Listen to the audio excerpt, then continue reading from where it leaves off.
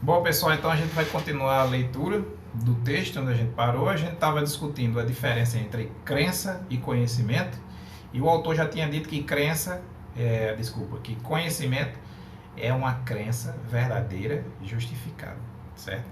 O conhecimento, ele é uma coisa muito sólida e forte, que existe, que é real, que é verdadeiro, e a crença seria alguma coisa sujeita ao erro, que a pessoa é mais pessoal, a pessoa acredita naquilo, mas há uma liberdade naquilo ali, não tem necessariamente que ter uma correspondência com o mundo, aquilo pode estar errado.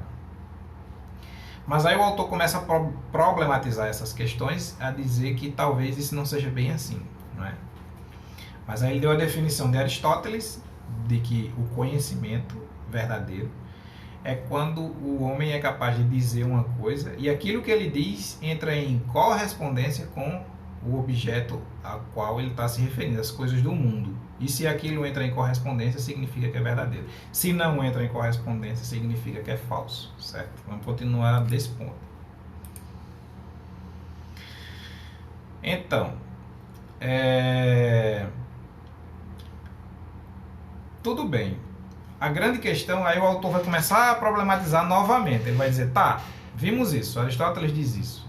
Mas a questão é, a dificuldade dessa concepção da verdade é a comparação entre um fato e uma proposição. Lembra que eu falei que era proposição? É quando alguém afirma alguma coisa sobre o mundo, sobre a realidade. Como é que um fato, ou seja, uma coisa que aconteceu no mundo, pode corresponder a uma proposição? Ou seja, como é que alguém fala uma coisa e o conteúdo daquelas palavras que estão sendo ditas, como é que aquilo ali pode entrar em acordo com a realidade? Que espécie de fenômeno é esse em que as palavras têm o poder de dizer as coisas? É isso que ele está refletindo.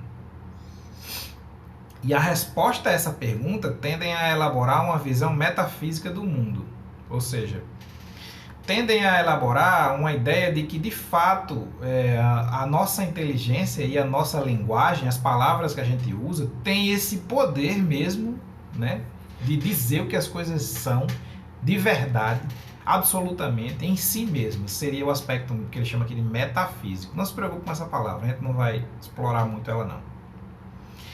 Por exemplo, fazemos corresponder a noção gramatical de sujeito à noção metafísica de substância.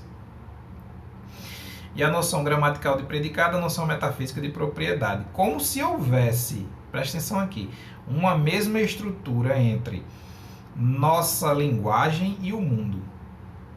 Supor esse isomorfismo estrutural, prossegue a crítica, nada mais seria do que a projeção da gramática sobre o mundo. Vamos pausar aqui para explicar. Essa parte é um pouco mais complexa, tá? É o seguinte. Vemos aquela concepção de verdade como o discurso, a palavra, a linguagem que as pessoas usam, os filósofos usam, os cientistas, as pessoas que estudam. É como se elas fossem capazes de dizer a realidade das coisas através de suas palavras, certo? Porque lembra que a crença, sempre quero dizer crença, que o conhecimento é uma crença verdadeira justificada. Então a pessoa acredita, a pessoa não só acredita, mas aquilo é verdadeiro, é real, existe no mundo, e não só isso é suficiente, porque ela tem que ser capaz de dar boas razões. Essas boas razões é quando ela é capaz de explicar por que aquilo é verdadeiro. Não só explicar, porque, por exemplo, a justificação não são só palavras. Podem ser experimentos científicos que comprovam aquilo. Isso é uma justificação também, mas de modo geral, na nossa sociedade, o conhecimento ele é usado e valorizado sempre de modo verbal, ou seja, sempre de modo, seja escrito, seja dito com palavras que não escritas. Claro que, obviamente, o conhecimento ele vai privilegiar sempre as publicações e tudo que é escrito, a literatura especializada a respeito de cada área científica. Isso aí é a parte verbal, falada mesmo, pronunciada. Ela só será como meio de divulgação científica em questão de seminários, de congressos, de coisas dessa ordem. Mas o conhecimento tido como válido das pesquisas e das investigações, ele é publicado e essa linguagem é escrita. É isso que eu quero dizer. Mas aí o ponto é o seguinte. O que eu estava dizendo é, se o que é verdadeiro depende da nossa linguagem e a nossa linguagem ela é capaz de dizer o que é verdadeiro sobre o mundo, o que é que o autor está fazendo a gente pensar agora? Que tipo de fenômeno é esse? Que poder é esse que o ser humano teria de que quando ele fala, os objetos aos quais ele se refere podem ser capturados pela linguagem. Ele pode realmente dizer aquilo e aquilo ser verdadeiro. Porque se isso for verdadeiro, é um poder enorme que o homem teria de poder de dizer, através de suas palavras, aquilo que as coisas realmente são. Aquilo que o mundo é de verdade. Descobrir verdades e poder comunicar, dizer essas verdades. Seria um poder realmente incrível se a gente parar para pensar. Embora a gente não reflita muito sobre isso, se você parar para analisar um segundo, você vai perceber que realmente é uma capacidade espantosa. Pense bem. Se o conhecimento for algo fora do homem que o homem descobre, se o conhecimento não for uma crença que é só dele, e que se toda a humanidade morresse, esse conhecimento desapareceria junto com a humanidade. Se na verdade o conhecimento está fora do homem mesmo, se for assim, então há algo de muito especial na capacidade humana de conhecer. Porque, de fato, existe uma correspondência entre a linguagem e o mundo. É isso que o autor está dizendo. E está problematizando. Ele está dizendo, será que existe mesmo essa capacidade humana? Esse é o ponto em que eu queria chegar.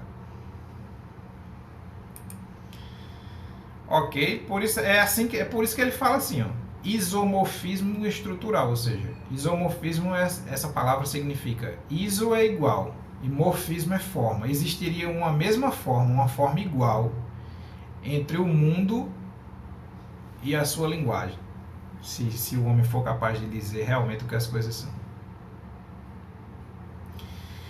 Aí continuando aqui a discussão. Outra dificuldade é a de que o fato deveria servir de justificação para a verdade da afirmação. Mas uma razão para aceitar uma proposição é sempre outra proposição, nunca um fato. Ou seja, quando eu acredito na realidade de uma coisa, eu não estou acreditando na coisa, eu estou acreditando no que me disseram sobre a coisa. Ou seja, sempre a gente está preso nas palavras, na linguagem para dizer o que as coisas são. E nesse sentido, como a gente está preso na linguagem, por que eu deveria acreditar que a minha linguagem pode dizer as coisas? Se na realidade eu nunca tenho contato com as coisas mesmas, mas somente com o que as pessoas me falam que são as coisas. Aí você pensa na cultura, por exemplo. A gente aprende o que as coisas são, nos dizem o que as coisas são.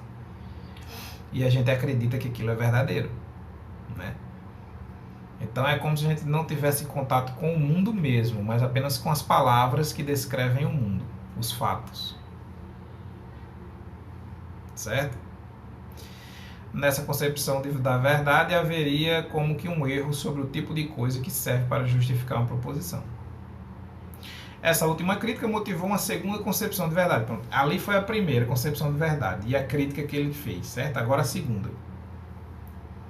A verdade seria a coerência do conjunto de nossas crenças e não a correspondência delas com o mundo. Então, se você tem uma crença e aquilo não é contraditório, então seria verdadeiro. Isso é outra teoria da verdade, tá? A primeira é que existe uma correspondência entre o mundo e as palavras. E essa segunda é de que aquilo que uma pessoa acredita, se ela for totalmente coerente, se aquilo que ela acredita não entrar em discordância, então é verdadeiro. E não a correspondência delas com o mundo. É outra teoria aqui, não é aquela lá, é essa aqui, ó. Quanto mais abrangente e coerente for o nosso sistema de crenças, tanto melhor conheceremos o mundo. Uma dificuldade é que sistemas coerentes de crenças podem ser contraditórios entre si, mas não podem ser ambos verdadeiros ao mesmo tempo, já que a verdade de um implica a falsidade do outro. Tá? Então veja só. Primeira teoria da verdade: existe uma relação entre as palavras e o mundo, o homem é capaz de dizer o que as coisas são. E aí ele vai e faz as críticas a essa teoria. Segunda teoria da verdade: verdade é somente uma questão de coerência. Se a pessoa acredita em algo e aquilo que ela acredita faz sentido, não é contraditório, por exemplo, assim, a pessoa acredita que existem alienígenas e que eles estão numa conspiração e na Terra para dominar o universo. Se aquilo que ele é capaz de dizer na hora de explicar a teoria dele não entrar nada, se nada daquilo for contraditório, então a gente pode dar um crédito a ele e dizer, tá, é verdade. Seria uma espécie de relativismo. A pessoa acredita no que quiser, desde que ela não entre em contradição com aquilo que ela diz. Porque se ela disser assim, existem alienígenas, eles querem dominar o mundo, eles estão na Terra. Aí a pessoa diz, como é que isso funciona? Aí ele diz, não, é assim. Talvez não existam alienígenas, talvez realmente não existam, mas existem e não existem, então entra em contradição, ou sim ou não. O problema dessa crença é que tudo pode ser verdadeiro nesse sentido, tá? Mas a gente vai parar por aqui e aí na próxima aula a gente retoma isso com mais calma, tá? Vamos ficar com essa reflexão aí. Até mais, pessoal.